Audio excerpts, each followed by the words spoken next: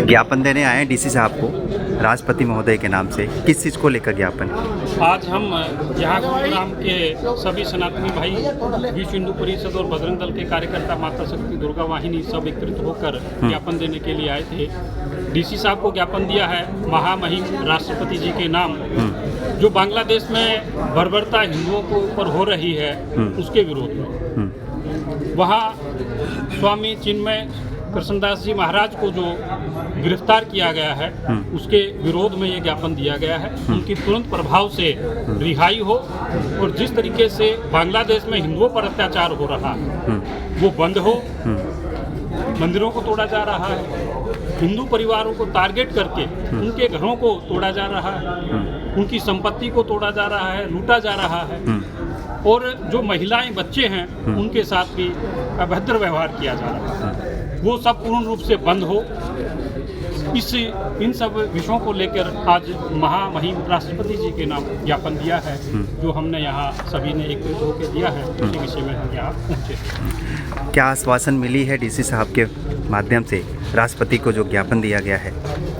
DC साहब ने आश्वासन दिया है कि जो भी हमने बातें रखी है उन सब बातों को आगे महामहिम राष्ट्रपति जी के पास पहुंचा देंगे। सोचने की बात यह है कि एक छात्र संगठन जो रिजर्वेशन की मांग करता था और शेख हसीना की सरकार को बर्खास्त करना चाहता था, सारे काम हो गए। उसकी आड़ में कितनी हिंदुओं के ऊपर अत्याचार हुए और वो 5 महीने पुरानी बात थी।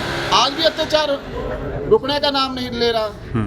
वहाँ ऐसी संस्था जो इस्कॉन संस्था है, जो पूरे विश्व में गीता का पाठ पढ़ाती है, गीता के भाव लोगों में जागृत करती है, उसको दबाने का, उसको प्रतिबंध करने का कार्य किया जा रहा है। ये कोई छोटी मोटी साजिश नहीं है, हिंदुओं के खिलाफ बहुत बड़ी साजिश है और इस साजिश को बिल्कुल हम कामयाब नहीं होने देंगे।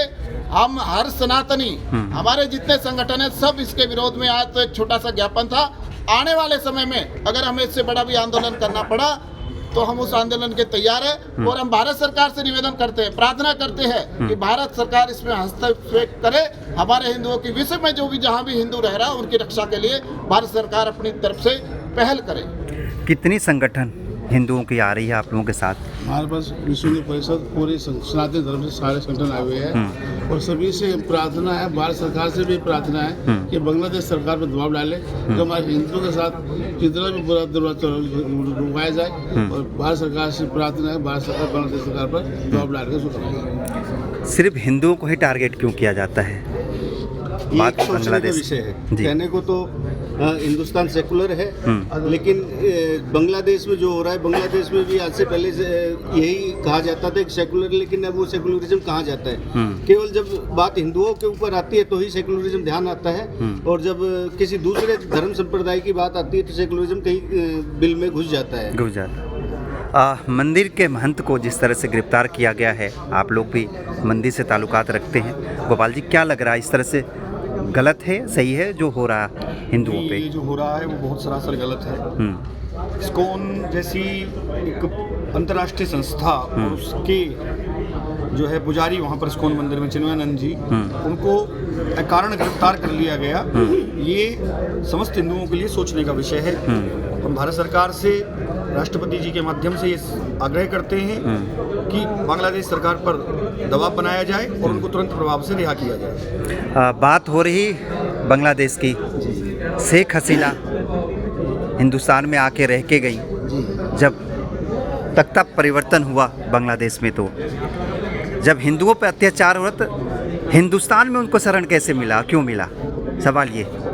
देखिए, ये एक राजनीतिक विषय है, लेकिन अभी जो हमारा मेन विषय है वो ये है कि वहाँ जो सरकार बनी है वो पूर्णतः कट्टरपंथियों की सरकार है और पिछले 5 महीनों में उन पर, हिंदुओं पर कट्टरपंथ को अत्याचार रोकने के लिए लगभग उन्होंने नगण्य कुछ नहीं किया है। मैं सिर्फ भारत सरकार से यही कहना चाहूँगा, अगर बांग्लादेश की सरकार नहीं संभलती है उसके साथ वही व्यवहार किया जाए जो पाकिस्तान के साथ किया है। जिस तरह से पाकिस्तान को भारत ने पूरी तरह से ब्लैक लिस्ट किया है, बांग्लादेश को भी करना चाहिए। अगर भारत की सरकार ने कोई उचित कदम नहीं उठाए तो आगे भी हो सकता है। महिला में गिने चुने 4 ही 5 लोग आप लोग आए हैं, संगठन बहुत बड़ा है, अगली क्या रहेगा अगर रूपरेखा इस तरीके से अगर रहती है? बहुत शॉर्ट नोटिस की सूचना थी, तो हर किसी का प्लान होता है।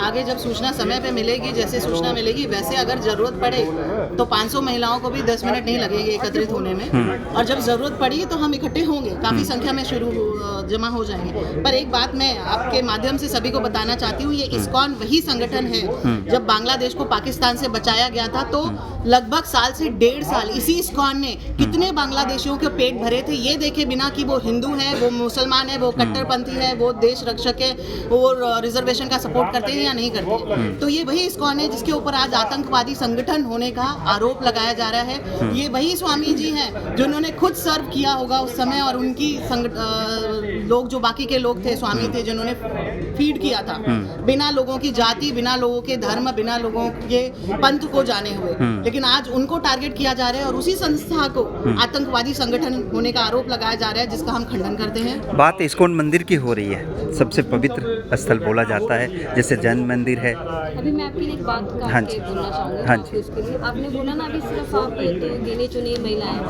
और आपको बहुत अच्छे से पता होगा सबको, एक नारी सब पे भारी होती है, ठीक है, ठीक है ना। तो उसमें ये चीज़ नहीं देखनी चाहिए हम कितनी महिलाएं हैं, कितनी क्या है। अगर हम आवाज़ उठाने वाली हैं तो हम दो ही बहुत है, दो ही बहुत है ना। और जो बांग्लादेश में जो महिलाओं के साथ हुआ है वो बहुत बहुत गलत हुआ है, ठीक है। और हिंदू हम समाज एक ऐसा है जो हमारे अंदर एक इंसानियत सबसे बड़ी है, तो हम सबको ऐसे ना गले लगा के और सबको कहते हैं कि रोजी रोटी सब चीज़ें देते हैं।